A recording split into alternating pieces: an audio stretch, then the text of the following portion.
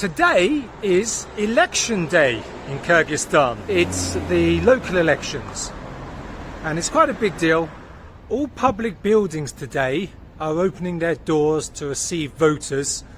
I'm a lot more enthusiastic about this election than the presidential election that took place a couple of months ago. The person that won was the only person I'd seen on the advertising all around the country.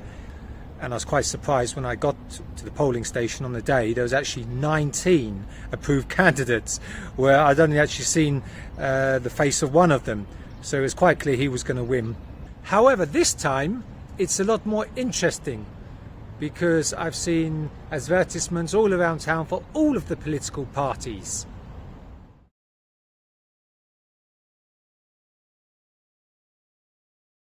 The turnout for the presidential election was only 39%.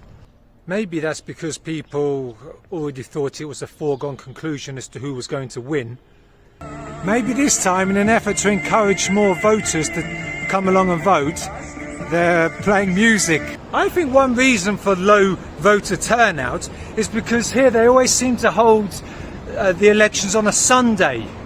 I think what Kyrgyzstan really needs is more young people to get involved in politics. Looking at all the advertisements, most of the candidates seem to be in their 50s, so effectively they grew up in the Soviet system. So I think, it'd be better if you get some more modern thinking, fresh younger blood into the political system here. Why should politics just be for older people, or for men, or for people from successful backgrounds, or people with good education? Why can't it just be for everyone? I guess everyone in politics just wants to keep the status quo. Politicians or political parties, they don't want everyone involved.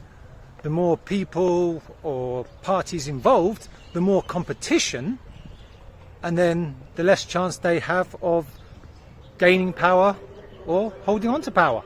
As far as I can see, the only real difference between a dictatorship and a democracy is one extra party. What about in the States? You've either got to be part of one of two parties, don't you? The Democratic or Republican Party. Otherwise, you ain't getting the gig. Actually, it is good to see many female voters turning out. Wow, if you want to know anything about the political scene of the country you're visiting, just speak to a pensioner. I just had a very nice chat with an old lady. Unfortunately, she didn't want to be filmed, so I had to respect her wish there. But she was in her 70s and she was very clued up about it. Now, what's interesting is she's kind of contradicting my suggestion that it's better to have more parties. She was saying there's too many parties in Kyrgyzstan, and that it was better during the USSR when there was only one party. And also she was complaining these days about the political parties just quarrelling amongst each other. Whereas, of course, if there's only one party like there was before in the USSR, I guess there's no quarrelling. It doesn't seem to matter where you go in the world. It's always the same thing. Nobody's ever happy with the politics of their country, the politicians, anything like that. No one's happy with it, but there's no alternative system. Difficult enough trying to understand the politics of your country, let alone of the country you're visiting. It seems to me that when it comes to politics, ignorance really is bliss.